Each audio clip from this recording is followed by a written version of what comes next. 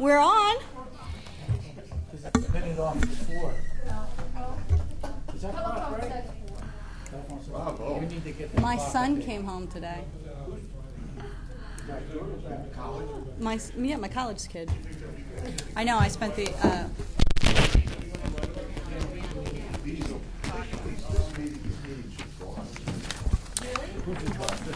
Good afternoon, everyone. I'd like to start the Personnel Committee meeting. Courtesy the floor at this time. Anyone? Courtesy the floor. All right. I guess we'll get started with the agenda. We have a review of the county executives of reappointments, area agency on aging board. They are in our packets here. Recommendation for reappointment to the area agency on aging board. For an appointment, it's a reappointment. I have a reappointment here for Joan Good. Ms. Good's term will begin July 1st, 2019, and end July 2nd, 2021. Her brief resume is attached. If anybody has any questions on this reappointment, No. we're going to move it to full council for tomorrow. The next is the recommendation for reappointment to the Area Agency on Aging Board. And this is an appointment for Mary Jane Long. Ms. Long's term will begin July 1st, 2019, and end June 30th, 2021. She has some information. Any questions, comments, or concerns? I'd like to move that to full council for tomorrow. And the next one is a recommendation letter and membership form for a recommendation or reappointment to the Area Agency on Aging Board. Another appointment for Mary Jane McAteer. Apologies. Ms. McAteer's term will begin July 1st, 2019, and end June 30th, 2021. Any questions, concerns? So move to full council. Okay. Moving forward to Department of Human Services at Graysdale, we have a personnel request from the county executive for the Graysdale Nursing Home. The request of Sue Wondolowski, Director of Human Services, please consider the following request to eliminate 3 vacant nursing supervisor per diem positions, CS 29A, and create 1 clerical technician 3 position, part-time. So we're eliminating the following position, 1 position, of a nursing supervisor per diem, pay grade CS 29A, and we are going to create the following position, clerical technician 3 position, part-time, pay grade CS 151A. No, we're eliminating 3 nursing. Yeah, I just, Oh, it is 3. Okay, nursing all right. supervisors. so that is Okay. correct. 3. Oh, the first I read just was noticed correct. it myself. Yeah. All right, thank you. Sure. I saw the I 3 didn't and see then that I saw the before. 3. All right. I know. It's a So we're eliminating 3 positions, 3 part-time positions, and creating 1 position. We have a memorandum from Sue Wondolowski. Please accept this memorandum as a request for the Graysdale Nursing Home to eliminate, thank you for the clarification, 3 vacant FTE, which I'm assuming is that full-time? Full-time equivalent. Okay. Nursing supervisor per diem positions of $36,192 and creating 1 part-time clerical 3 position, pay grade CS 151A at $16,562 per year. This position will provide clerical work within the nursing supervisor's office at Graysdale. Allocating the duties to such position would allow the nursing supervisors to focus more of their attention on supervising the nursing units to ensure proper care is provided to the residents.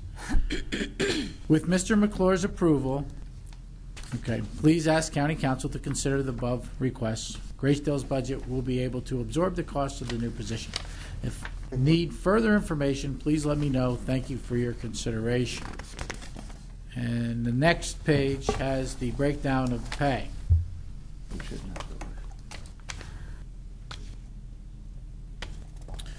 Okay, questions, concerns? I have a question.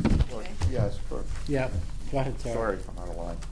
Nothing. I was out of line. So is each position's $36,192? So if each position is. These are vacant positions. These They're are the vacant. These are the three vacant positions. But each one is $36,192. I'm assuming, yes. Could you, So three supervisor could we have positions. them come Could we have them come up and talk? $36,000? Yes, please come forward. Hi, thank you for that, yes. We need some clarification. There are, sorry. Currently I have 20 PRN or per diem supervisor positions, and those specific three I do not need, but I do need a clerical assistant in there from 3 to 11, or 3 to 7. 3 to 7 is one of our busiest shifts, the 3 to 11 shift, and this secretary would help our supervisors so that they're not doing all paperwork, they're not doing all computer stuff. The secretary would do that. My soups can be out on the floors. But each supervisor gets paid $12,000 some odd dollars? For if they're per diem, yeah, because they're working so many days a week or so many days a month. So that's accumulative. But that's an up to, right? Up to. They Up get to. paid. Yes. Yeah. Yes. Okay. Okay, does that answer your question?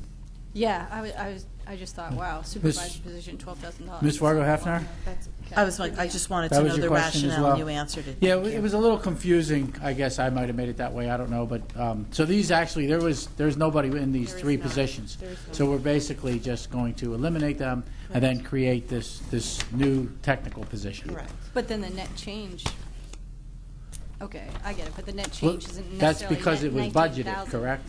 Yes. So, okay, so this was budgeted, this is what's created, and this is going to come out of the budget. And then that'll leave a remainder in the budget for whatever else, $19,000. My budget man. Brian Dunlap, lead accountant, Brian. Grayscale. Yeah, the budget can absorb it. It's, these positions currently weren't filled and weren't part of the position control layout. So it's the money's there in the budget. It's not going to cause any issues. Sure, but you're going to have extra money in the budget, you could, Correct. okay. Yeah. Well, there's another one underneath this one. Oh, there's another one, Yeah, okay, got it. There's more. There's more. Can I ask a question? Sure, absolutely. And you got the money there. Do you don't feel you're going to need these supervisor FTEs and going down the road? No, I do not. You feel pretty certain about that? I'm 100% sure of that. All right. That's all. That's all I want to know. Thank you. Does the electronic records help with some of this too, you think, in the future, or doesn't that have anything to do with this? It really doesn't have anything to Okay. do with this. This has to do with the payroll, the on-shift, which the electronic record won't help that, Okay. unfortunately. Is this a consequence of the new contract with the nurses that you're eliminating this? No, these No. per diems? These They're weren't the career ones. service. These weren't the ones that were on the board when I. No, Okay. those are career service. Okay, I'm just asking. Mhm. Okay. Thank you. Any other questions or comments? Okay, Sounds I'd good. like a motion to move it to Thank full you. council for tomorrow.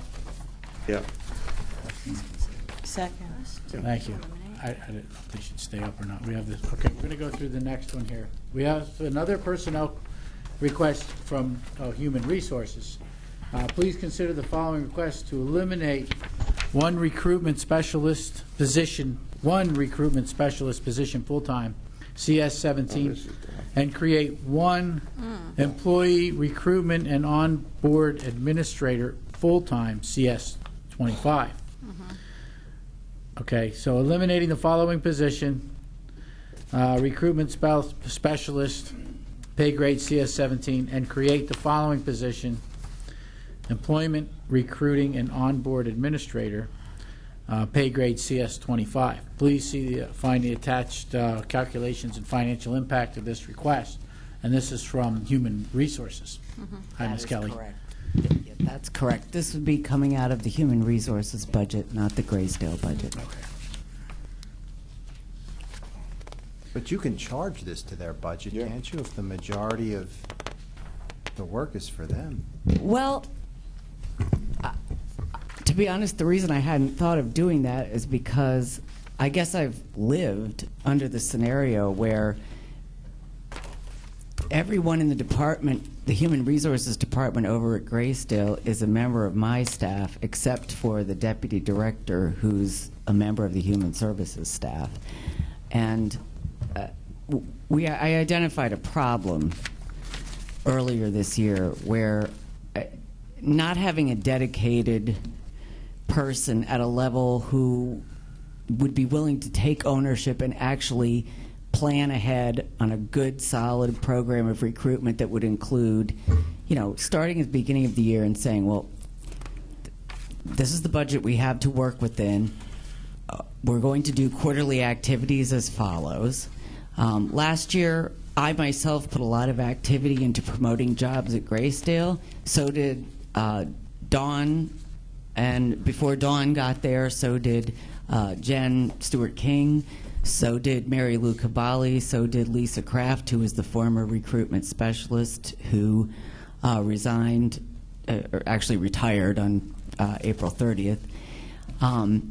But it was a joint effort of many people. We felt we needed to do that because they were down so many positions, and we learned that they hadn't really done much hiring before that. We compete with a lot of other competition in the area for nurses, and it's hard. You have to be out there. Everybody is pounding down the nurses' doors. They're talking to the nurses we already have here. There are reasons they stay here for sure, but we need to get more. And, not just nurses, but also certified nurse assistants. It's a difficult job, and sometimes people find out it's not really what they wanted. They don't always leave us, which is nice. They tend to also be good at finding other jobs at Graysdale that they like to do. But I'd like to see someone who would take ownership of that effort so that, if we experience a need over here at the government center where we need to do recruiting for other types of positions besides, the nursing field, we still have someone putting a full court press and not letting up on the fact that, we've got to plan activities, we've got to be out talking to the schools, we've got to be, and that includes not just the nursing schools, but also high schools. They're a great source of certified nurse assistants for us. And other employees, sometimes even more so than the junior colleges have been. We also want to have people talking to our current employees and encouraging them to advance in their career. So instead of having a clerical person, which is basically what the recruitment specialist was, I know the name sounds maybe like they kind of do more than that. It really wasn't more than a clerical position. Compensated at the same level as the clerical specialist, grade 17. I'd like to move it up to more of an administrative position so that I have someone who's capable of doing both the planning and the ministerial tasks of the position. So can I ask a clarification? So the titling of onboarding is that ministerial stuff, the actual stuff that you put on the second. Well, ideally, after they recruit them, yes, processing the hiring. Exactly. I would have called the former position an onboarding specialist more so than recruitment. Now, I will say that the person we had was very enthusiastic, liked going to do job fairs, and was always happy to go do them. And she did a nice job of that. But it wasn't really her job or her responsibility to plan the effort. Sure. So you're asking this person to also have a certification in nursing? I'm saying that's Certification, acceptable. like experience and practice in nursing, especially in a residential long-term care setting, is preferred, but not required. Right. But that you would like that. If we could find it. How does this pay? It wouldn't pay well to anyone who's used to a nursing So salary. you're not expecting? No, not truly. But just put that in there, hoping. But to if, have it. well, I'm kind of hoping that if we get someone who's worked in a nursing home before, in HR, that they would read that as understanding they might be a preferred candidate. And occasionally you do find a nurse who's just decided they don't want to do care anymore. Right. Maybe I'll get really lucky. You can dream. But yes, exactly. But I thought I'm just going to put that in to see what if. But you don't think that that'll deter anybody because it's not required? No. Do you think it will deter anybody? I don't know. Sometimes people see that as, oh, this is the person that they want. Do you know what I mean? Mm-hmm. The preference is, oh, they want a nurse. Well, I'm just saying. it's pretty far down in the bottom of the list of the job description. I know, but so I read it. you're I got right, to you it. did. I got to it. I don't know if everyone's as astute as you, though, Councilwoman Zirinsky. But you do give me food for thought. I may have to rethink where I want to put that in the job description, Yeah. I think if at all. you do want a good candidate, and Yes. I see that, and it's almost like a raise. Got it. So, but you could take the net from this budget and apply it to here, can you? No, you can't. No, Isn't that what you're not saying? without Actually, doing. two separate But departments. I thought you said. fortunately, I've been fortunate that, I haven't filled the job of executive secretary to me. So I have some money in my budget for that. And that goes a long way to help me with this. And if you notice, the real difference here is actually not in the salary, it's in the amount that it impacts the benefits package. And I've counted like Opeb, which is other post-retirement employment benefits. If we got a new person, I could save that amount because anyone hired after 2010 isn't eligible for retirement system benefits. That would include me, so yes. Yeah. Uh, Did you have a question? So, in other words, I think I got where you're coming from. There's no one in the position now. Whoever was Correct. doing that left. Correct. And you don't have anybody in mind that's over there now for this position, or do you? I don't have anybody in mind. I know that there is someone else who has someone in mind, and I did recently meet someone who has a degree in film, TV, radio, and television who's working over there, and I think perhaps underemployed, and I would encourage that person. I think the reason I'm asking is because you mentioned one of the criteria was about bringing in somebody new and they're not in the pension. This way things have changed, but if it's somebody that's already working at Graysdale, then they'll end up being in pension Correct. plan anyway, depending on when they were So I hired. would, yeah, and that's why I show the calculation of the full amount of difference Sure. in the benefit package. Okay, so basically, there's no one in the position of the recruitment specialist now, and this would become a full-time from Yes. a 17 to a 25. Must be a full-time. And okay, so there's no one at this point that I always wonder who, when we get rid of something, eliminate if there's a person in what we're eliminating. But you've answered that. Mm-hmm. There's no one in the position we're eliminating. There's no person. Okay. There was a former position, yes. Yeah, thank you. That's all I had. Thank you. Ms. Kelly. Oh, question. Just one quick thing. I think the one thing I'm struggling with is I do understand your need for the position, and I think it's important that we have good recruiting, especially for nurses. I just don't understand why a certain percentage of this is not charged to the Graysdale budget, because it seems, the way that the job description is outlined and the justification leans heavily towards that. Do we recoup this in central services costs or someplace else? Because I'm going to look at Mr. Barron and hope he can help me, because I've always been a person who tries to work within my own budget and stays out of the rest. I understand that, and I'm just trying to get the silo So it's good. where this belongs. The left side is my better side, Mr. I'll Hagan. sure you get the right. While this position right now and the funds for this position reside in the HR budget, when job descriptions like this and things change through the budget come up, specifically with the council resolution that says money at Graysdale stays at Graysdale, which I think is sort of what you're getting at a little bit, we'll look at the position. Sometimes positions shared between special revenue funds, you're correct, do get passed through in the cost allocation plan. Ours was just done for 2018, and we recouped those. There's a consultant that actually does that. It's like one of the smallest bills we pay, like $2,500, and they like run all of our cost recovery through that. And this is one of the things that we do discuss when we have that meeting. So once we have that meeting for the 2019 costs, we will look back at that to see what we can run through Graysdale.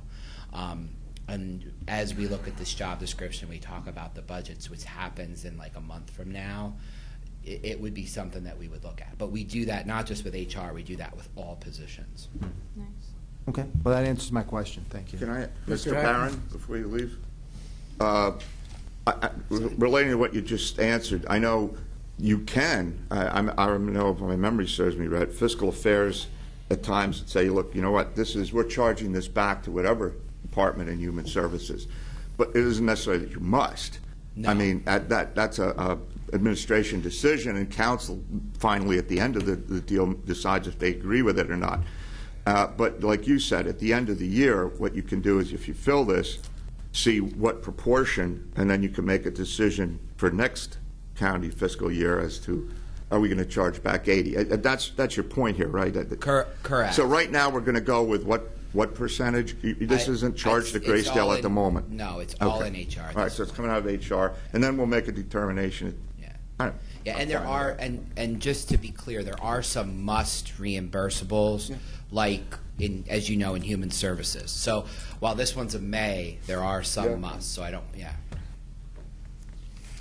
I just had a comment for the nursing requirement. I didn't know if you maybe could put experience in practice of nursing a plus, and then maybe underlined but not required or bolded or something, because you are looking for the nursing piece, but it's not a requirement. Maybe they would read it a little differently. I don't know, but whatever you come up with, I'm sure it'll be fine. Suggestion. I appreciate it. Yeah. Does anybody have any other questions for this position? And can we have a motion to move it to full council? So moved. Okay. Thank you. Let's move to full council. Thank you very much. Does anybody else have anything for personnel?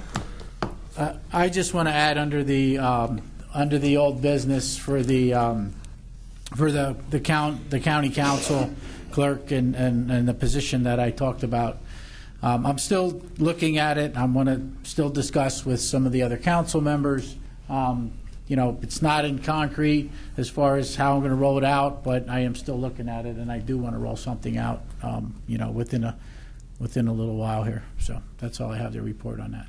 But anybody have anything else? Yeah, Yes. and if I could just follow up on what you Sure. offered there, my opinion would be that if you do choose to go in that direction, then that be something that's done as part of next year's budget process when we create or eliminate or reduce or increase positions. Okay, I'll consider that, but I don't know. All right, thank you. Okay, I guess that calls for adjournment of the Personnel Committee. Thank you, everyone, for attending. Okay, we'll call the Finance Committee meeting to order. And anybody needs to take a quick break? Short meeting. Thank you, Mr. McGee. Seeing no one jumping for a break, we'll go. Courtesy of the floor. Well, this isn't tomorrow night, so there's no one for courtesy of the floor. So we'll go to review of financial statements by. Are they here? They're not here yet. All right, well, let's go to review of the lease for District Court number 3-2-10. Somebody want to talk about that or not talk about it? I mean, I don't know if there's first of all, I'm sorry. Are there any questions or discussion? Do you have a question directly for them? I think my question is, didn't we approve something for this before? And could you maybe take us through what's gone on since that time? You did, and broadly, the county solicitor, Ms. Rudis, specifically and personally negotiated this lease. We had brought you one at an 11th hour because we were under the assumption that Judge Matos Gonzalez would have to quit her chambers, and we needed to find a place for her to conduct her judicial business. So we had that lease that was negotiated by a judge sort of in the interim between transition periods in administrations. And fortunately, we were able to abrogate that lease because this lease is for a lesser term and for less money. There were accelerator clauses in the previous lease. They're mitigated in this one. So what happened was we had to have temporary space for Judge Matos Gonzalez, which you paid rent for, while this negotiation was taking place, because the office has to be built. It has to be built out. So that's how we arrived at this point today. But I promise this is the lease. If you pass it, I won't come back to it for another. This was hard work. You can ask Melissa about it if we have some time tomorrow night. She'll love to tell you about it. Are there any other questions? So they were in one place and they moved to another, and now they're going to another. Well, Same place, but just different. yes. Okay. Yes. Yes. Okay, thanks. Is there any other questions for the county executive or any from the administration? Okay, thank you. Thank you, sir. Any discussion yet amongst us, council? Otherwise, we'll motion to just move it to tomorrow. So moved. Thank you. It's going tomorrow. Should we, Why don't you keep going? Mr. Barron? Hello? He's getting there. Why don't you do the dog again? All right, we're going to go to the dog. Review of an or not.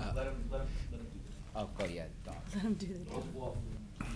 I was saying his name 3 times, but he totally ignored me. Instead of schooling me on electronics, you should pay attention when somebody's talking to you. Okay? Channel a little WG there. All right, anyway. All right.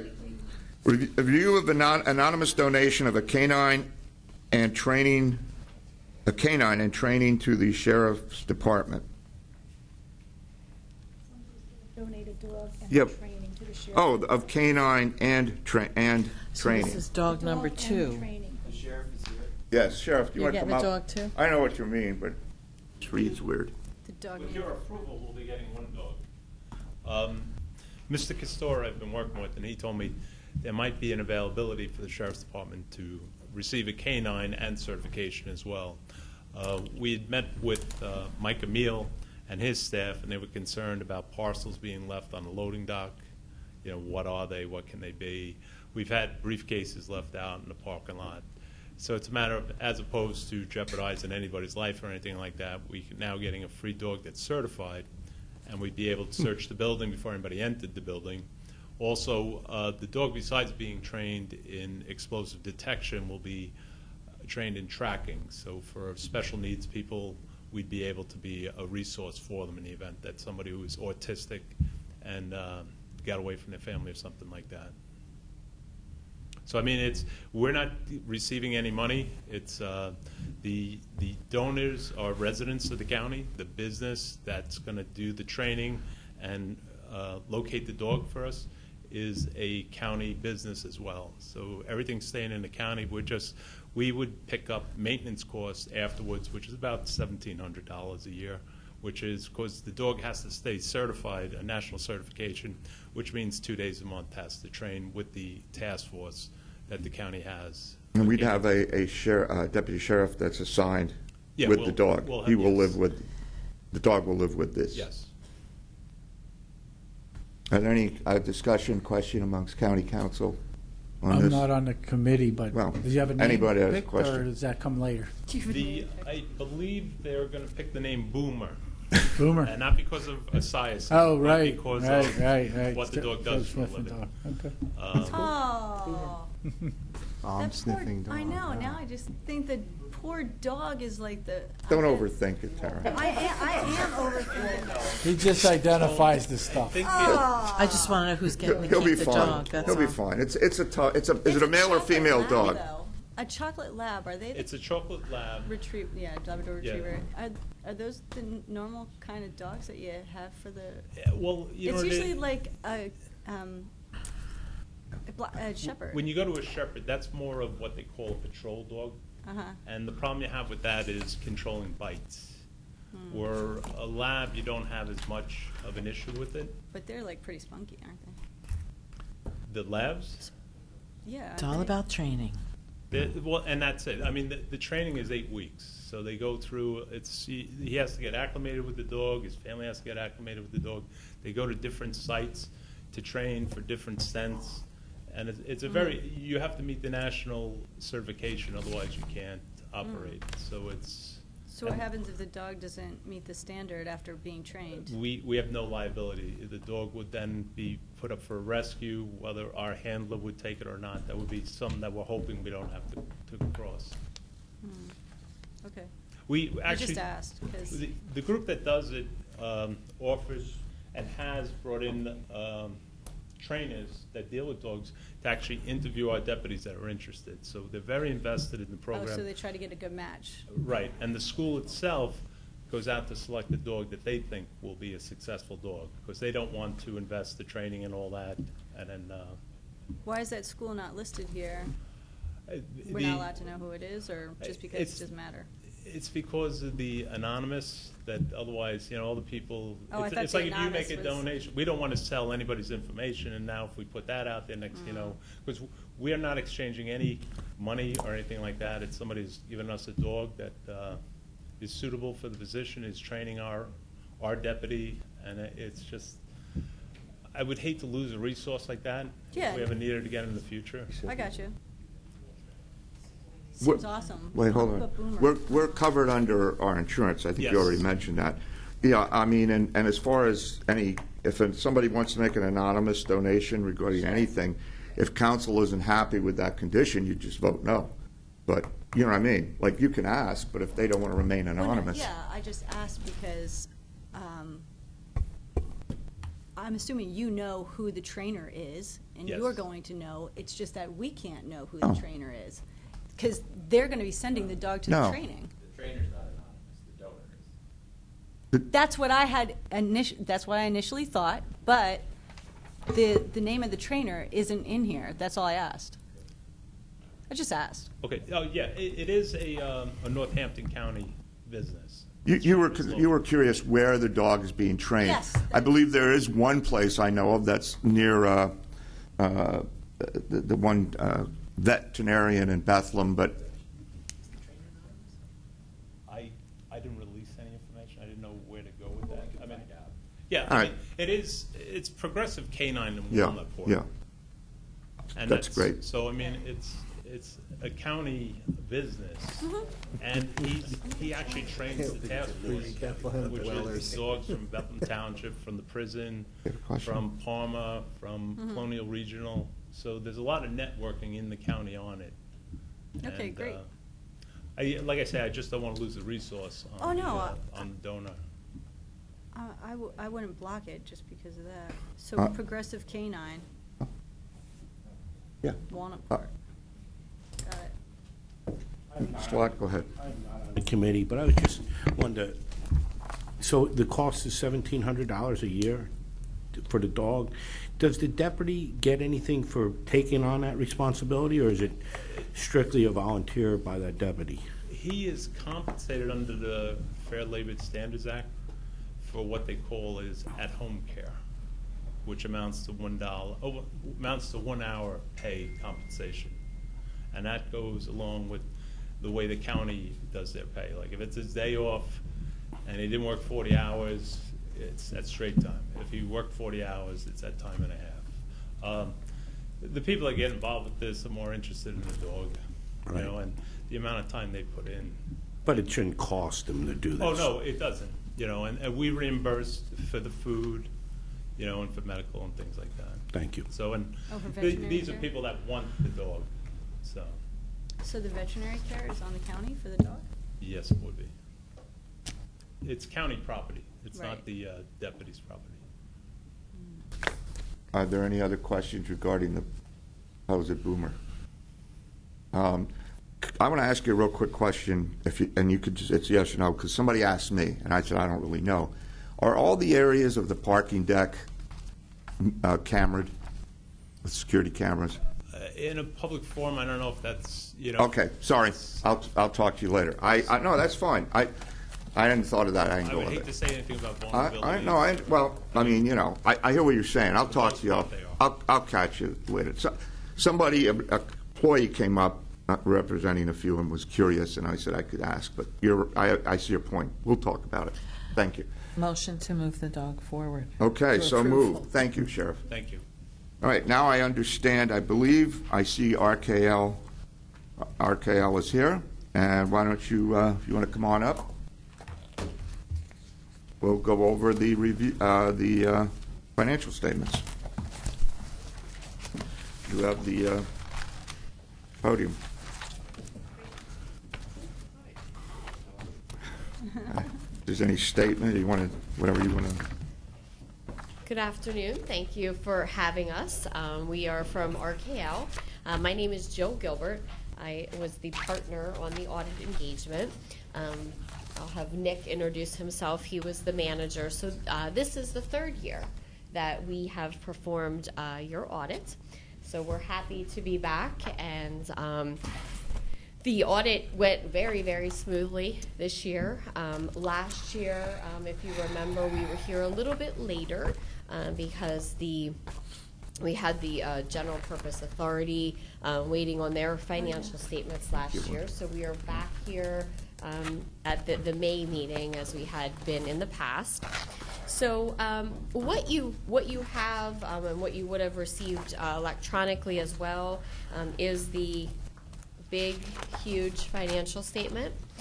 So we are up to, let's see, where are we at with this? 96 pages. So we haven't crossed the 100-page mark, but that is the audited financial statement. Excuse me, could I just ask something in the future? Could we, I know we get things electronically, which I get through 3 pages and I get a headache. Could we get hard copies of things sooner than set to review it, so when you come we might actually have reviewed and have questions or something? The hard copies, to my understanding, have been printed out of the financial statement as well. We provided the PDF copy to Fiscal, who would have printed out the statements. And did you get the Well, it statements? came Tuesday. Okay. That's all right. Okay. I mean, it's about county council who's reviewing, having some lead time. Right. As the years go by, our lead time on things sometimes gets narrower and narrower because of electronics. So sometimes you actually want to sit and look at something and read it. Okay. Go over it. Yeah, we had, like I said, we had provided the electronic copy ahead of time. But what you're saying, Mr. Heckman, is to get the paper copies sooner If it's, than if it's possible. I mean, it used to be possible, but if it's possible now, I don't know about, maybe council as a whole doesn't care. Next year, I'll take care of you, I promise. Not take care of me, take care of us. I'll make sure you get your paper copy sooner. All right, I'll make a note of that.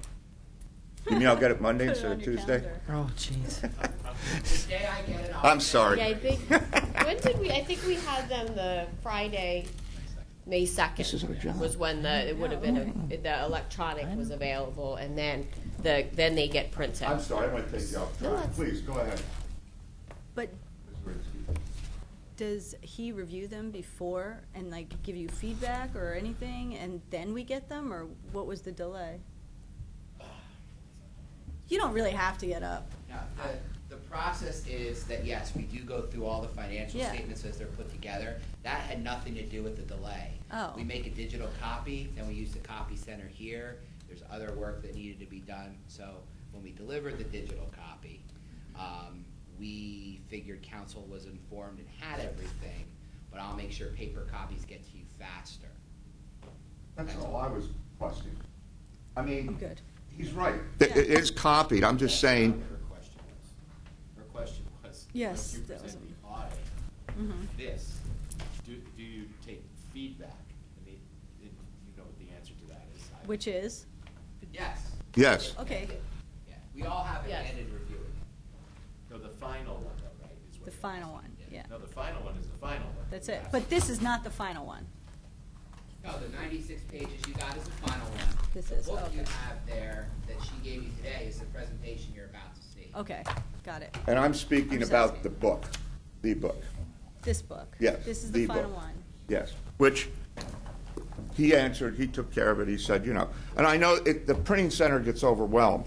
I'm just saying, you know, Yeah, my question keep wasn't in about mind printing. us when you put your totem pole of, Absolutely will, Mr. like the county executive, dog, council, you know, just sort of tilt it a little bit. Dog. Yeah, yeah, yeah. The dog, Boomer. I mean, I know it's not in fashion now, but give a little love to county council. Thank you. Okay. Well, what we were going to do today is to really focus on the PowerPoint presentation, which is this smaller bounds item here. So we appreciate being able to do your audit. The process went very smoothly today, this year, and I'm going to turn it over to Nick to talk about all the fun things. All right. Very good. My name is Nick Hafel. I'm the manager on the audit account, so I'm responsible for overseeing the overall planning and conduct of the audit and reviewing the financial statements, which we've talked about, some 96 pages. I'll note that work product and ultimately what's bound is the work product of the fiscal office. Mary Alice Einfold, under Steve Barron and the rest of the accountants that kind of support her in the process. That financial statement is completely and totally prepared by her. We do review it, compare it to our records, and sign off on it. So in that document, there's only a few pages of that have our letterhead on it. That's our product. That's our opinion on the financial statements. But the complete rest of the document is prepared internally by your Fiscal Affairs Department, which is an extremely good reference of the quality of people you have to assemble that much information in this quick of a time frame after year end. And get that deliverable kind of prepared and put together. So I just wanted to let you know that. So what we'll focus on today, and feel free if there's questions or items for clarification throughout, don't hesitate to stop me.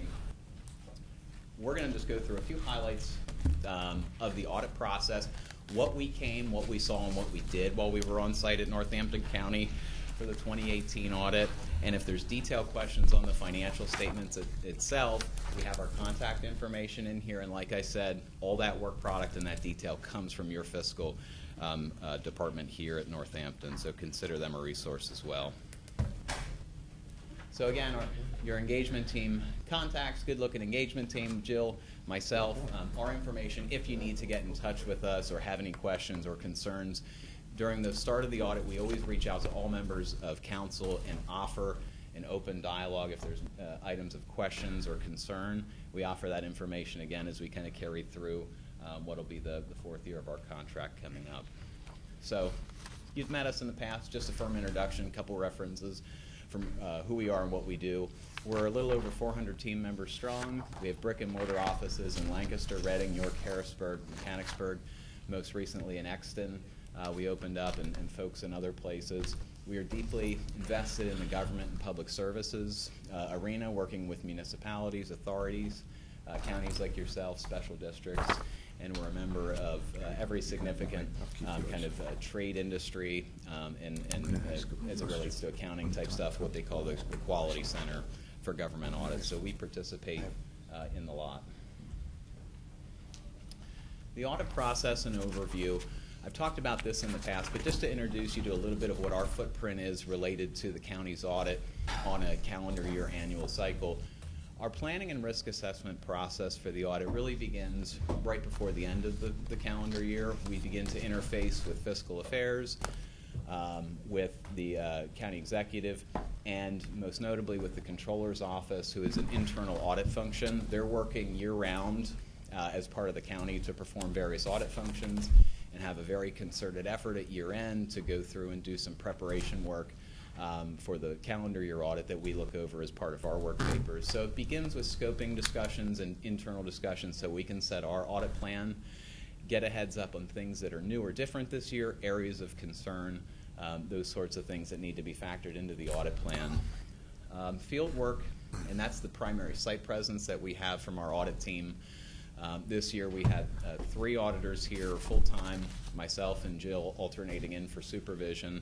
That's 4 weeks of field work that we spend on site at the controller's facility, over here at Fiscal, at the County Human Service Building, talking to fiscal leads from different agencies, information keepers, other stakeholders in the process to do our test work.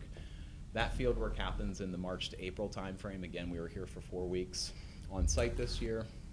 And as for financial reporting, the deliverable being that financial statement and the audit results we're delivering today in the April to May timeframe. So our audit opinion was issued on May 2. And the PDF of the financial statements, that electronic copy, was available that same day. Significant audit areas and procedures. With the size and scope of the county as it is, we set our procedures to look at areas of key concern and areas of risk within the audit process. That involves talking to a multitude of individuals involved with a very diverse nature of activities that go on within the county's operations.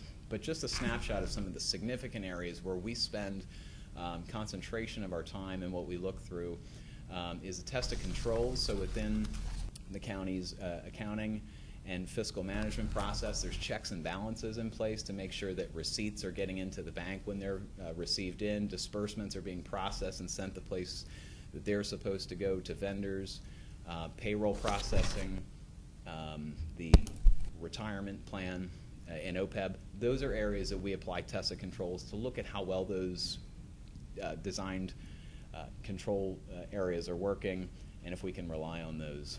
We look at revenue recognition from the standpoint of making sure that grant revenues, charges for services, and other sorts of monies are making their way into the financial statements and being tracked the way they should.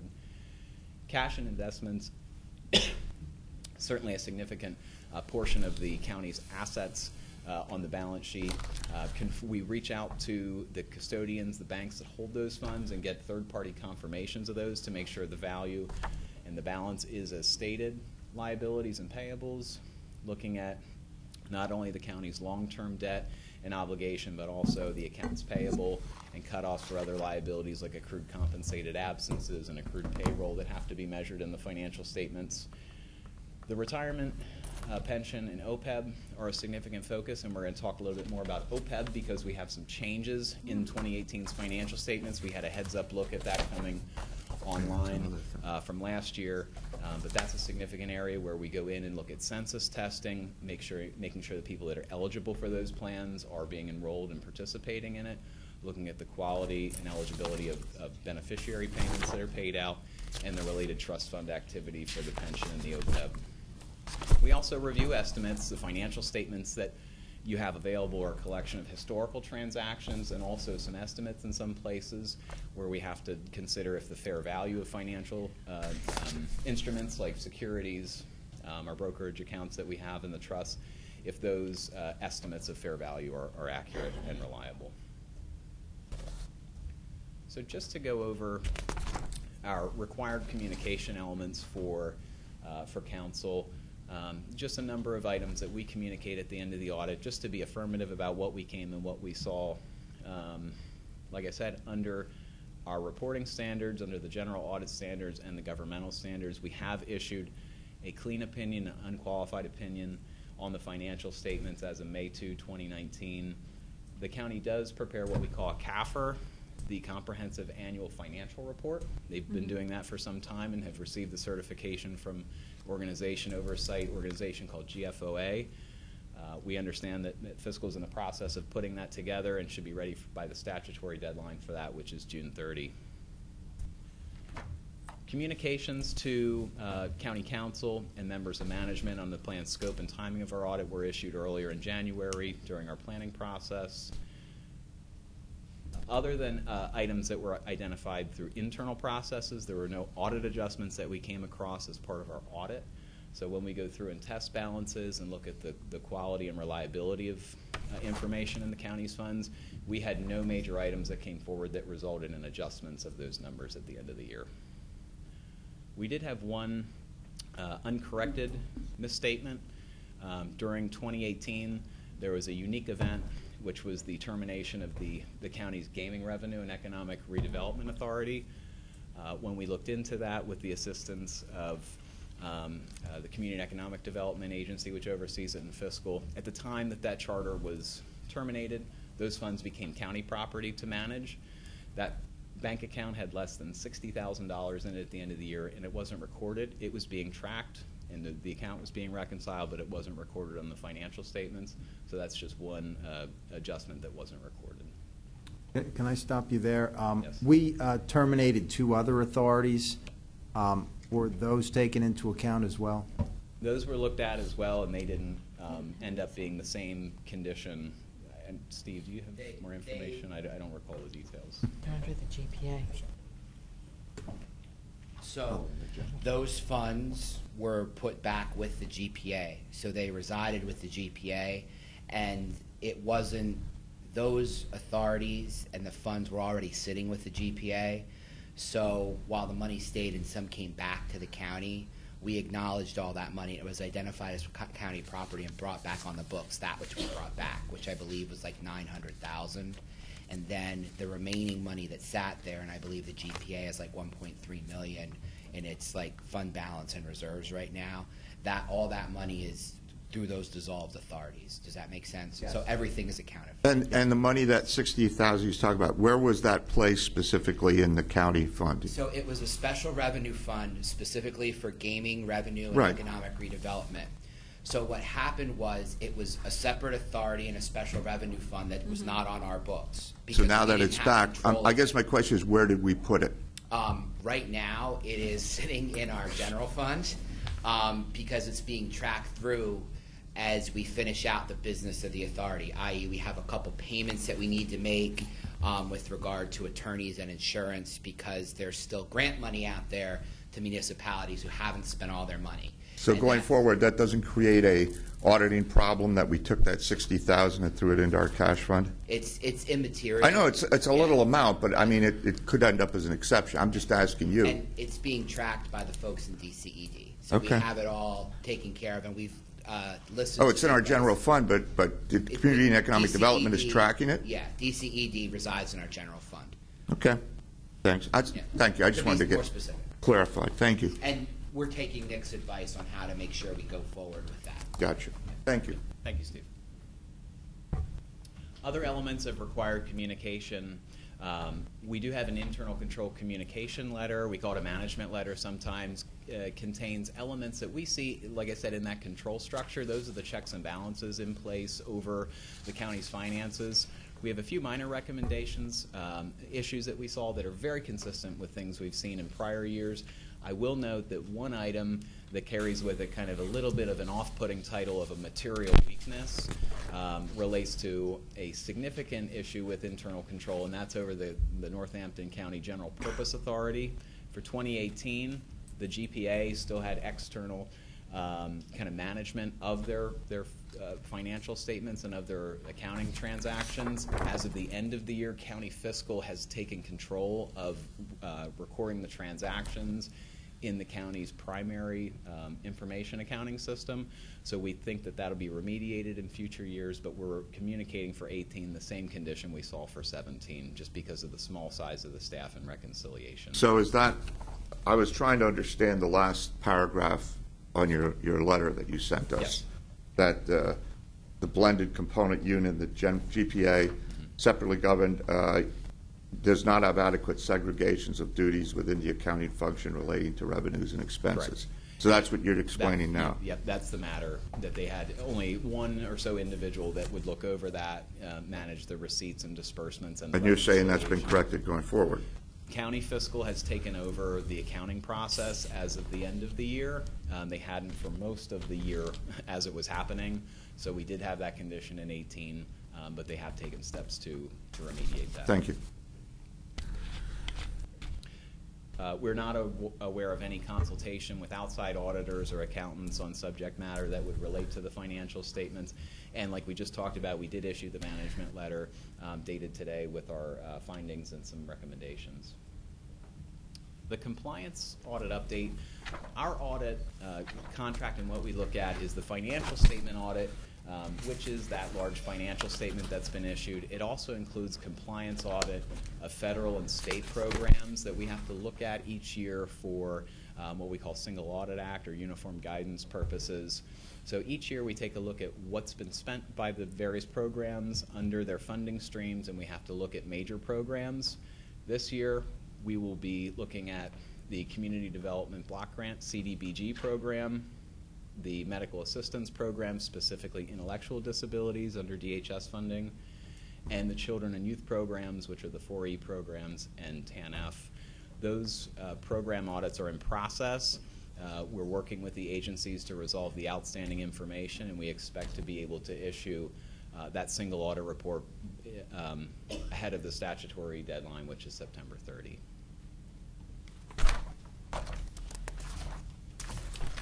So a few financial statement highlights from the financial statements. As we've talked about, there's a lot of information in there, a lot of disclosure and characterization around the numbers. A few things I wanted to point out for 2018. So in the financial statements, I have some page references here. If anyone cares to make reference to those pages, you can see where I'm referring to either excerpts or the related information. So for the year 2018, the county was required to adopt a certain accounting standard. Those accounting standards are issued by a body called GASB. Those required that, similar to in previous years where you recognize your net pension liability on the balance sheet for the county, the new standard for the Opeb, other post-employment benefits, is now requiring that net Opeb liability to be recognized on the balance sheet as a full liability. So 2018 is the first year that that's being presented within your financial statements as if it's a liability on the balance sheet. Functionally, what we do is go back to the beginning of the year and pick up the opening balance of that liability and then record the change for the year until we get to the ending balance. So beginning net position for the county as of January 1/18 has been restated from what it was in last year's report, and it's been decreased by about $53 million to represent your net Opeb liability. Those are some numbers and figures that we would have talked about last year. In 2017, it was disclosure only. We had it back in the footnotes, but it wasn't on the face of the financial statements and the balance sheet. Starting in 2018, it's now carried on the balance sheet similar to the net pension liability. That's a measurement that'll change from year to year. It's subject to actuarial adjustments and also the performance of your trust fund that you have set aside for the Opeb, similar to the pension funds. So just an item of note for this year, that decrease in your net position of $53 million related to the Opeb recognition. Also beginning in the prior year, 2017, the Northampton County General Purpose Authority became what we considered a blended component unit. It's a separate, legally separate entity, but we show it in the financial statements as if it were like another fund of the county. That's just according to the accounting requirements for presentation. So just to note that the GPA is also presented in the 2018 financial statements and has some disclosures at footnote 16, page 71, as noted.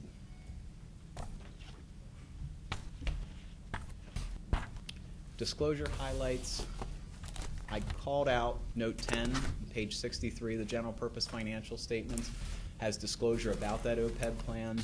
A lot more information about the plan's workings, the design, the benefits provided, and certain financial measurements related to it that give some character and context around the measurements I just talked about. So that disclosure is note 10, starting on page 63. The disclosures, there's a few additional disclosures this year related to the new standard, but most of those are pretty consistent with the prior year. Along with the recognition of the general purpose authority within the county's financial statements, we do have a disclosure that governs the P3 bridge construction program. It has information related to the nature of the contract itself, the relationship between the county and the GPA, and the schedule of expected funding of that in the out years, broken into principal and interest, and that's footnote 16 starting on page 71. So a few graphs just to show for visual comparison, 2017 versus 2018 that we have presented in the presentation, just for comparison purposes. Assets and deferred outflows of resources increased approximately $44 million year over year. A lot of that was evidenced in cash and investments that the county retained at the end of the year, and also some temporary measurements in the way the pension funds and the Opeb funds move. From year to year, we saw from 2017 to 2018 significant fluctuations in the investment markets. They take some of those gains and losses and smooth those out over time, so there's some related deferrals for that activity. In the liability section, increase of approximately $34 million, again relates to the changes in the pension activity year over year, and also the change in the Opeb. So net-net, you can see change in position on the graph. I have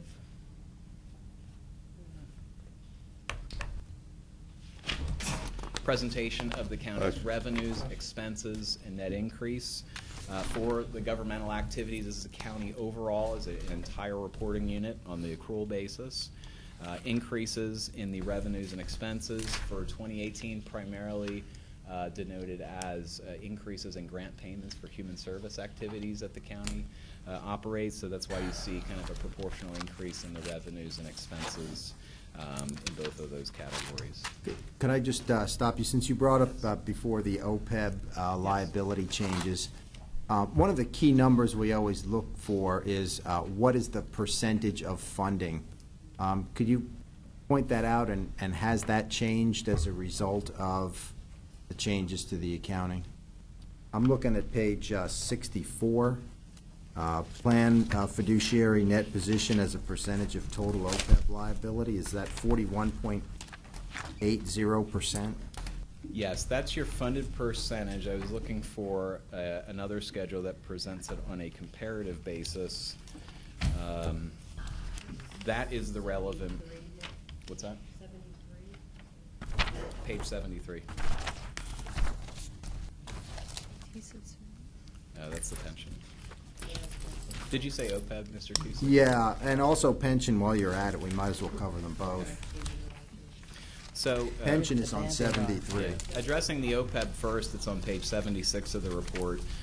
Your planned fiduciary net position as a percentage of Opeb in 2017, in the prior year when they started measuring this according to these actuarial measurements, that didn't start until 17 for the Opeb, you were 42.7% funded. And in 2018, you're 41.8% funded. So, of course, we've seen volatility in the market related to very strong investment performance in 17, corrections through the end of 2018, and luckily 19 was looking better. So that will change temporarily over time. I'll point out that the overall discount rate that they are expecting for the Opeb over time is 7.5%. Of course, that takes a long-term view of the stock market and investment returns that are available. In any particular year, it's going to be quite different from that. But that's the long-term. Addressing the pension. For the Opeb, please. So even with the change in the calculation and the Christmas Eve stock market crash, our position has only gone down, 0.9 of a percentage point, right? I mean, correct. So that was, since the market has substantially recovered, we're probably much higher than that now. So even with the change in the accounting and the stock market issue we had right at the end of the glitch, I guess is what somebody called it, there's been little change. So that's actually a positive. Now, for the pension, go ahead. It is a positive. I have a comparative graph coming up that's going to show you some figures related to 2 peer counties that do have Opebs. Not all counties have Opebs, and there can be of different organizations, but I have 2 comparisons that I wanted to draw out that I think will help illustrate Mr. Cusick's points on that. Just addressing the pension funded status, it is on page 73. So your planned fiduciary net position for the pension, this was tracked earlier. The accounting for this started earlier than the Opeb, so there's more years presented. But for 2014 through 2018, you can see that you've floated between 97.7% and about 87% funded. So if you look in the prior year, you were almost fully funded on your pension, and of course 18's investment results pushed us further away from that, but just a comparative measure. I'll move forward just a couple slides past the historical stuff. We will come back, and I do have some comparisons on Opeb that I think will be interesting for the committee's consideration. We've talked in the past about fund balance and kind of tracking that over time. So I did prepare a 5-year fund balance history that includes both the general fund and the county's total government funds. You can see the general fund is that blue line that is near the bottom, and the county's all governmental funds included, so that would include all your special revenue funds, human services, court public safety, all those sorts of activities would be included in that orange line that's towards the top. So just a comparison kind of over time. It's useful over time to track the county's overall performance and to look at that in terms of fund balance from year to year instead of in a vacuum of just one particular year of reporting. So similar trends that we've seen in prior years. The general fund has built a little bit of a fund balance from 15 to 16 to 17 to 18. Of course, that's in light of commitments that we have outstanding for infrastructure projects, and while you're in a good funded position for the OPEB and pension, commitments to make those payments to beneficiaries when they come due. The orange line towards the top, that diverges a little bit more from the general fund below, because you've been seeing surpluses with your Graysdale nursing facility. A few years ago, the state re-engaged a funding mechanism they call the Intergovernmental Transfer, the IGT, which is a way to move some money back from the county, send it to the state, have more of a federal match put to it, and then a reimbursement comes to the county to try to make up for the excess or the higher percentage of Medicaid population that they have. So you'll see when that came back online, and that's within this comparative period, that's what's mostly driving that line up from year to year, is some of the surpluses received on Graysdale. The state has taken the IGT offline before, and there's no guarantee that it'll continue, and we're in an environment where both significant funding streams that Graysdale receive, both Medicare and Medicaid, will be changing over the next 2 years. So just something to keep in mind. Just another graphical presentation of fund balance. This is presented fund balance for the general fund as a percentage of expenditures. Again, a measure that the GFOA suggests over time is a useful measure to track and to use in budgeting purposes. I've included 2 peer counties in this presentation. You are the blue line. The peer counties are the green dotted line and the orange dotted line. They don't have results for 2018 yet. We're kind of the first at bat with having our financial statements done, so I don't have final results for them. But just a presentation of where Northampton County stands with its general fund balance compared to 2 peer counties in terms of population and operating budget size.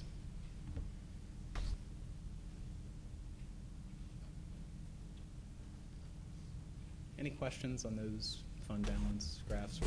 What is the recommended percentage for fund balance? There's no recommended percentage per se. It wasn't going to be that easy, Joe.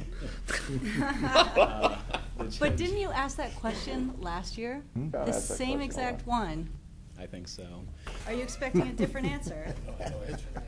Well, let the man, go ahead, please. Let the man GFOA is the organization that accumulates the most information relative to this, and they're a neutral organization and report the facts. So they suggest analyzing it over time, but it's suggested that 2 to 4 months is approximately, having that in reserve is a good practice to kind of offset, fluctuations and volatility that could happen. So there's no magic number to get to, but just as a presentation where you've been with Northampton County and some peer counties that are of similar composition and population compared to you. I mean, it would look to me like, and frankly, just looking at our situation with the peer counties, they have to be concerned, especially Pierre County 2, I mean, I'm saying, we're in good shape. I'm just looking at the peer counties that, you know, to give us at least the idea, hey, you know, we're moving along. I mean, I'd be concerned if I were peer county number 2 and looking at this, what the potential future would hold. And what this doesn't tell is a full, you know, picture of, right. you know, major No, infrastructure initiatives and other things going on that, just a you know, snapshot. can I get be it. consume the county's general resources, but just for consideration. Again, in that same vein of looking at kind of budgetary fund balance, just a couple of factors that we're keeping in mind as we work with our public sector clients is certainly the future of healthcare legislation and risk structure related to that. So continued uncertainty out of you know, Washington and in determination of what will become with the Affordable Care Act or the legislation as it stands or initiatives to repeal or replace it. From the federal and state perspective, any unfunded mandates that come through to the state and local level that have to be dealt with. I mentioned before the fiscal and legislative future of the county's nursing home from the Intergovernmental Transfer Program, that IGT, that they have taken offline in the past. Also, for the county specifically, infrastructure capital budgeting initiatives. We just saw in early 2019 the buyout of that human services building, which was previous under lease, now funded with the bond, the P3 bridge rehabilitation project, and other potential infrastructure projects that would have to be looked at. The pension and OPEB funding, I have a slide coming up that has a few comparisons on it for information, but just to know, we talked about a relatively strong funding position that you have on your pension, certainly far exceeding the state's pension systems. CSRS and PSRS, their funded percentages are far lower. Do you have I mean, just a ballpark where the state's at? Because I think it's helpful that people on council know we are in good shape. The last time I looked, it was under 50. Yeah. I don't know. Today it's less, but Yeah, that's why they nibble at the edges, wanting to take over county plans and that. Not so much because they love us, because they love our money. But go, I'm sorry. Go ahead. That's quite all right. Is that your inside So ball in the in the pension and OPEB area, just a little bit of a presentation for pension and OPEB, just a snapshot. And this is what's really put you in the funding position that you have now in terms of having a trust of investments that you've set aside that is earning investment, that's participating with the market to earn investments and pay those future benefits to participants. So this presentation is just an extract from the financial statements, but what it shows is that for the years 2014 through 2018, for both the pension and the OPEB, the county has made its contribution, the actuarially required contribution for the year. So that's a credit to administrations current and past to make that, to budget those contributions and actually make those. Not all counties have a trust set aside for their OPEB. Some are unfunded, they're called a pay-as-you-go. That'd be one of the comparisons we looked at. So they're accumulating a liability at a much faster rate because there's no investment earnings to help. And we've seen a couple counties for budget purposes actually cut or pull back their pension contribution for the year. So over this period, and the county's longstanding practice has been to make those contributions, which has put you in the funding position that you're in at the end of 2018. So for the OPEB funded status and sensitivity, I'm just focusing on that because that's a measurement that's a lot more real and connected to the financial statements this year. So Northampton County is the first presented your budget of about $350 million. The discount rate is what they use to kind of forecast your investment returns that they expect in the future to help meet the obligations when they become due. So the county's total OPEB liability is $88 million, less the net assets you have in the trust, yields that ending liability of about $51.2 million. Mm-hmm. Two peer counties that we have for comparison, again, of a similar size population, operating budget, and have OPEBs. The first county has no trust set aside for their OPEB. It's a pay-as-you-go. You can see that their discount rate is about half of what Northampton's is because they can't count on strong investment returns without having an investment account set aside for it. So that includes their liability being extrapolated at a greater rate. So that would be $158 million. In the other comparison county that does have a trust but sees itself in a less funded position than Northampton County. So again, not all counties have OPEBs, other post-employment benefit plans, and ones that do may be more or less funded than Northampton's, but just a comparison for consideration. The measurements that go into OPEB and pension, frankly, are related to estimates and actuarial assumptions that change from year to year. We include in the financial statements what we call sensitivity analysis to say, we think the number is what it is at the end of 2018, but if healthcare cost trends for the OPEB or if investment returns would change significantly, and they've stated those as a 1% increase or decrease versus the baseline, they show the pro forma results on the liability related to that. So just for information purposes, you're right in the middle where we sit with our current estimates. The pension or the net OPEB liability is the $51.183 million. You can see the effect on that if our discount rate increases, if our investment returns are better, it would decrease that liability today. And if those investment results would slip, it would increase today's liability to $61.8 million. So those are informational to see, just for the sake of the financial statements, how significant those estimations are that the actuaries use. May I raise one more question on that? For your comp counties, are they still offering OPEB to new hires? They're all terminated. They've all terminated as well? Okay. Frozen, yeah. And on the same lines of that question, ours stopped in 2010. Was it 2010? And so nobody else is coming into the plan. Correct. And people yeah. are leaving. There's no new eligibility. I don't remember the exact date of. Is it to the grave, though? This fund, is it to the grave, or is it to Medicare, or? It's to me. To the grave. To the Okay. grave. All right, thank you. Of the county employee. For the employee only? Yes, if the employee passes away, the spouse loses the benefits. Okay, thank you. No, the medical benefit. I'm talking about the medical benefits. The OPEB. I want to be clear. Yes. I'm not talking about pension. Yeah, because the OPEC's just That could medical. be misconstrued. Okay. So a few items that are of interest that are coming down the road for the financial statements. We have a change that will be coming next year with fiduciary activities. These would be items like trust and agency funds that the county holds in a custodial nature, and it's not the county's funds per se, but they're responsible for holding them and managing them and dispersing them to the appropriate parties. There'll be a change in how we're presenting that in the 2019 financial statements. They also have an update coming for lease arrangements that the county could participate in to bring them on the balance sheet. Currently, there's not really much of anything that the county would need to change relative to leases, and a couple other projects that the GASB is working on. Can I just, on the leases, earlier before you came in, we were talking about a lease. Are judicial MDJ office leases part of that liability, and are they currently included or not? They would be included as part of the evaluation. They're not on the balance sheet as of now, and I don't know offhand how material or significant. It depends on what level the GFO or GASB sets for materiality. They haven't finished that yet. Some will be material, some won't. Okay.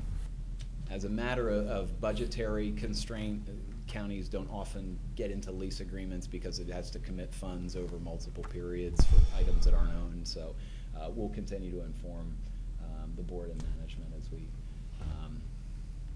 take a look at that. So that was the presentation. I'm sorry, I'm just, and tell me true, you just said counties generally, I mean, they have magisterial districts, and when in your experience, you're not running into as many leases as you see with us? No, it wasn't a comment specific to that, but just with leasing real property or other sorts of equipment, usually on a budgetary basis, it's just on a year-to-year basis, so they don't commit those funds. Okay. So that was the extent of the presentation we wanted to review relative to the 2018 audit. Welcome any questions or items that the council would have for Well, us. thank you for that was very, very good. Very revealing. I'm pleased with your overall take on it is we're in good shape. Yes. That's all it Because it's almost like an attorney. he's smiling, he's looking, but I'm not getting a yes or a nod. Financial No, statements yeah, themselves, yes. It's an I unqualified know, opinion, okay. clean opinion on the financial statements. The two things, though, and you've addressed them, and this is, so you're feeling good from your perspective of what you do. With our GP and GPA, it was a mess, and now we've hopefully been resolving it. But you're confident looking as we go forward with what you've seen so far. Yeah, currently the GPA, and the same for 18, they have their own auditors that have issued an opinion. We call them a component auditor. So they have been satisfied with their look at the financial statements for the GPA, and we've included their report and their information in our audit. Okay. But it seemed like there was much more productive and efficient communication all around from what we've been told. So you didn't really, I mean, other than you were very clear about the market, and that's what we have to deal with, but any red or yellow flags, let's put it that way, that I didn't get that from this, that everything's moving along smoothly. No At items least of concern. as far as auditors, you have no problems Right, and if we with did, our way.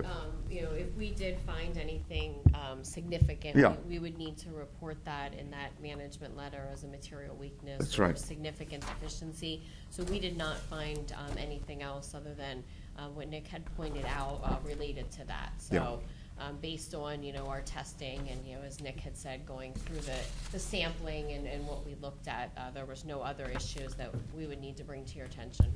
Thank you. Anybody on council have any questions? Mr. Just Cusick? a couple quick things in the letter that you sent us. Fixed asset disposal. What is that, and what are we doing wrong, and can that be corrected?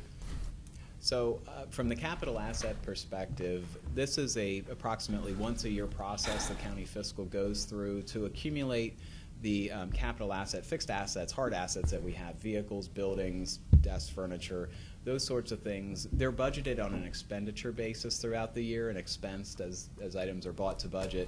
At the end of the year, there's a pretty extensive process that the fiscal office goes through to identify those items, to capitalize them and put them on your balance sheet so that we can depreciate them over time, because they have a cost recovery life to them that's greater than just this year. Mm-hmm. So because that doesn't, the budgetary basis is typically a cash basis, but for the financial statements, we have to convert that to long-term assets and long-term liabilities. So in that process, there's good structure around identifying current year's expenditures and making sure those make their way into additions. There isn't an affirmative process right now to go and look for items that would be disposed and need to be moved off of your records. There are controls over the physical safeguard of those assets, but our comment is for the accounting control purpose to go out and make sure that the fixed asset registers are updated to everything that the county still has. Okay, the other two things you mentioned were the OPEB census validation and the pension plan time validation, people going over 1,000 hours, people misclassified.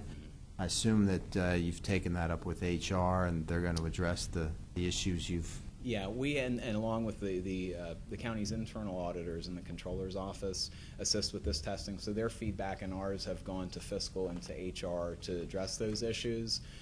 Certainly, with the volume of paperwork and number of employees and beneficiaries that are looked at, we do see these from time to time. It was nothing widespread or overly concerning, but we've communicated that and been in touch with them about steps that could be taken to improve that in the future. The 3 part-time employees that worked over 1,000 hours, what department were they? I don't have that information. Yeah, does anybody? Yeah, go ahead. He knows. He knows everything. The Norco money man. Part-time Graysdale nurses, or LPNs.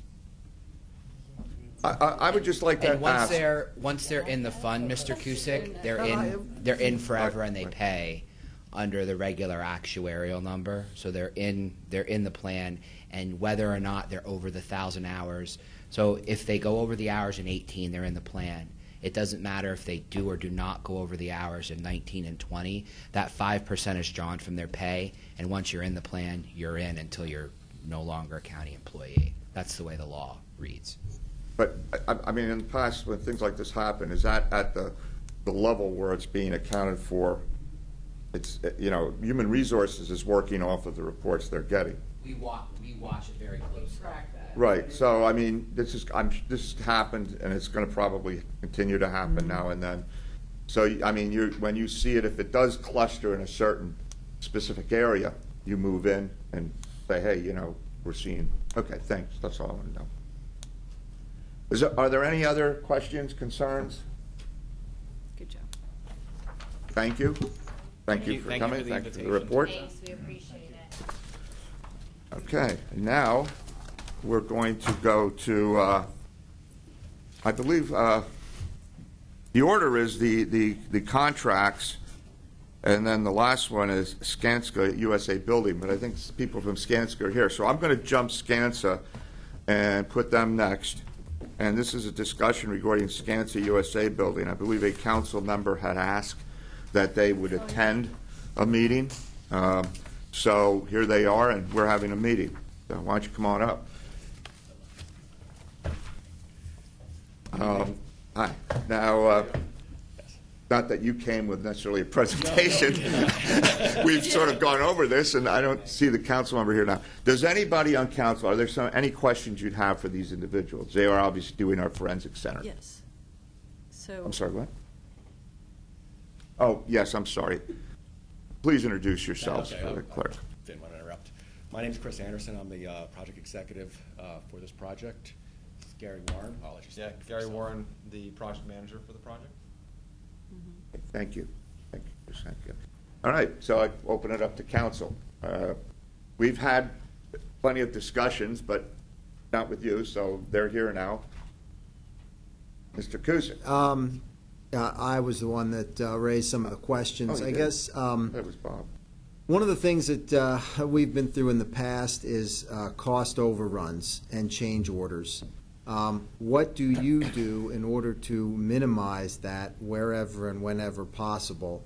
And if there are change orders, will we be required to increase our financial responsibility to your firm? So let me. This is the longest I've heard a change order explained. First part, what we do to mitigate change orders. As executive, I would do a disservice to Gary. I'm going to let him speak to this, and he's going to be the one running finances for this project, and let him talk about it and how he handles it.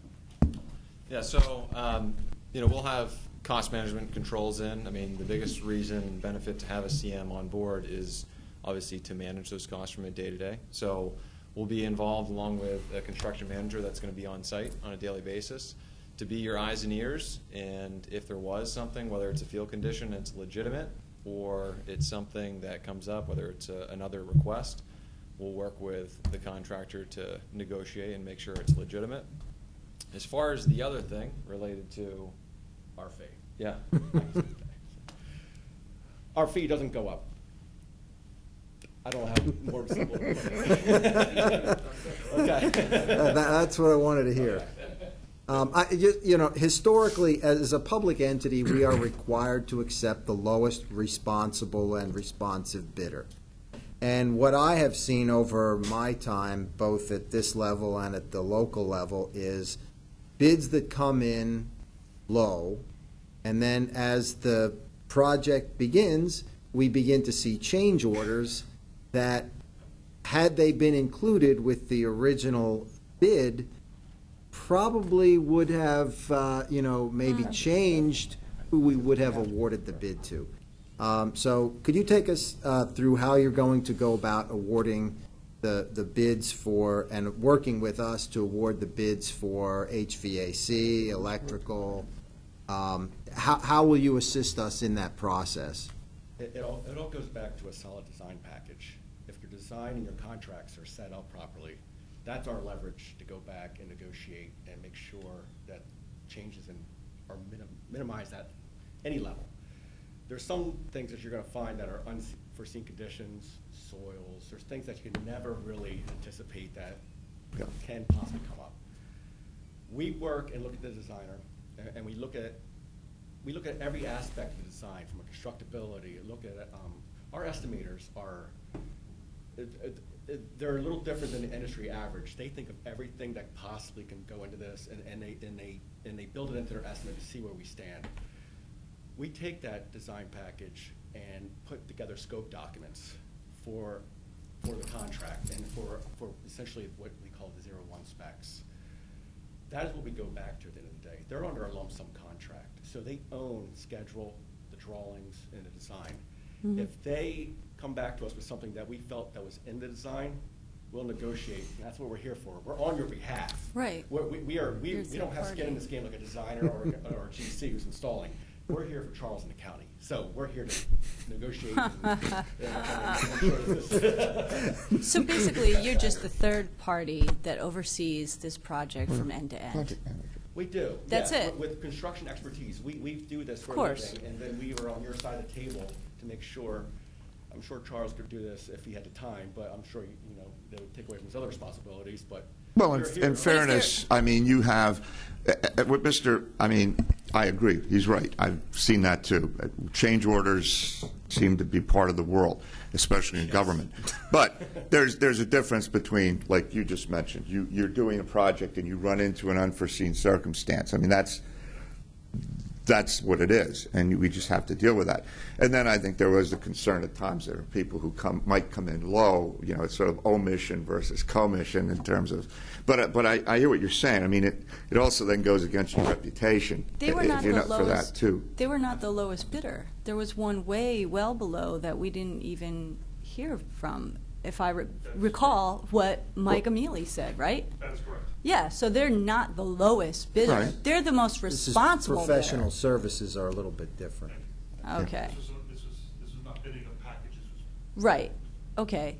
But if there is a change order, you're not the one, I mean, you would negotiate that, but you're not the entity that would get any funds if there were a change. Like the builder would get that change order, and we'd have to pay something different to the builder, but not you. No, that's Yeah. part of our job. So your price, one price, end to end, it's never going to change.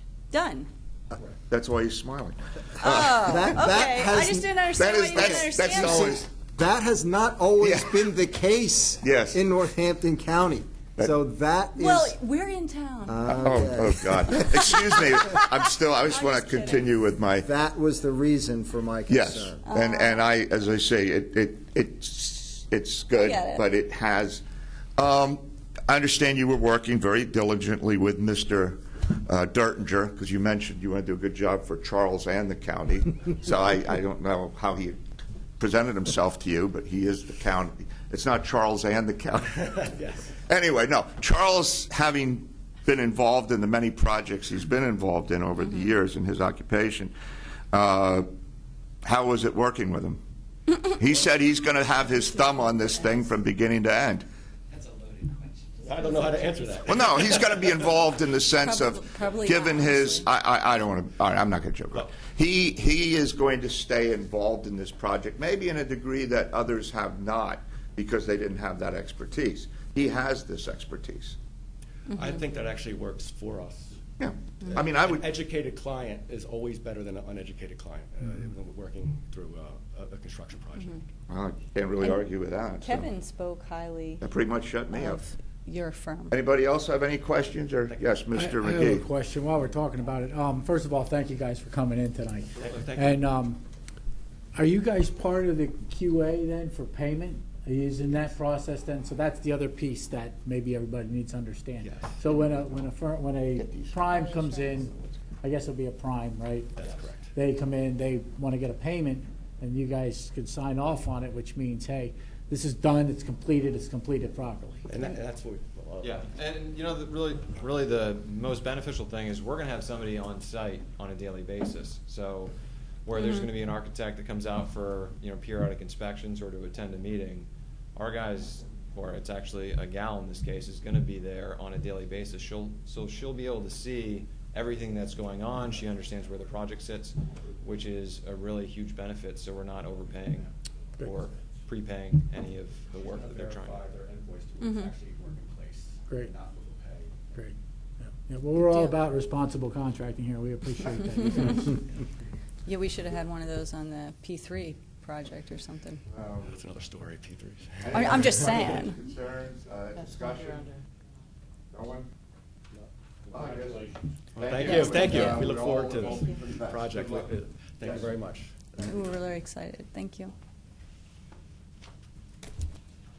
All right, now we'll flip to review of Article 13 contract, Wrench Tech, Jets Automotive, Alex Tire Center, Inc., and Cox 33 Ford. And,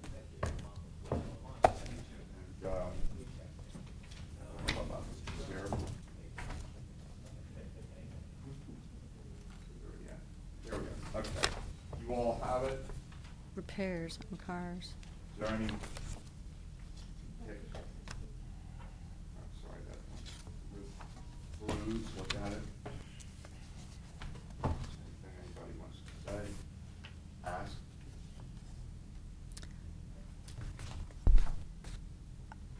I have a question. I thought we only had to approve contracts over a certain amount. I mean, I thought, I mean, this looks like not a whole lot of money. Like, it could be. Okay, so just explain it. It's over 3 years. There's a provision in Article 13 about piecemealing.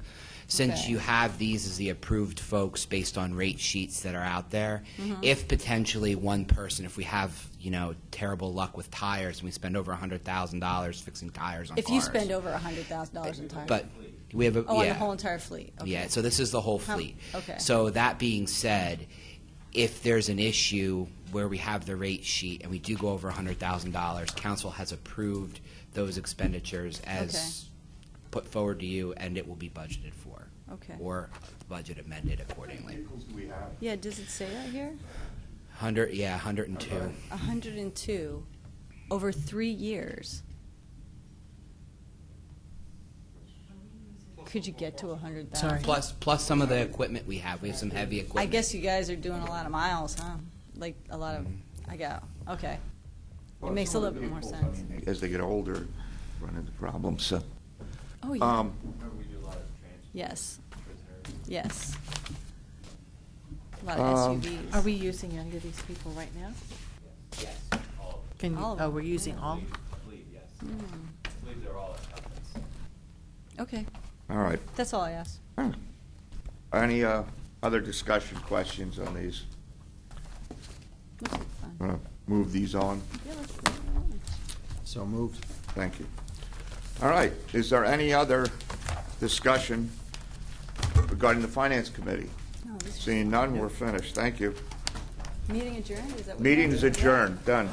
Done. Finished. Done. Fine. Over. Yeah, well, go visit with your son. Well, take him with you.